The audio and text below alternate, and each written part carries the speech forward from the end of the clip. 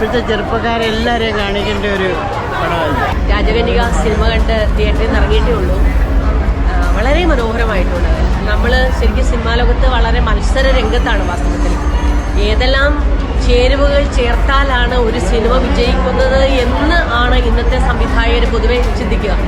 സാധാരണക്കാരായ ആർട്ടിസ്റ്റുകളെ കൊണ്ട് ഇത്ര മനോഹരമായിട്ട് ഈ ഒരു ഇരുട്ട് പരക്കുന്ന ഈ ഒരു ലോകത്ത് എങ്ങനെ നന്മ കൊണ്ടുവരാം എന്നുള്ളത് ഈ ഒരു സിനിമയിലൂടെ വളരെ മനോഹരമായിട്ട് അവതരിപ്പിച്ചിട്ടുണ്ട്.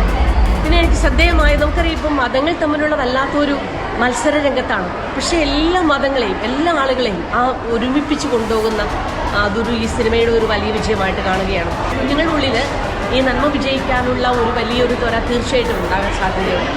അപ്പം അങ്ങനെ ഒരു വലിയ വിജയമായിട്ട് മാറട്ടെ എന്ന് ആശംസിക്കുന്നു.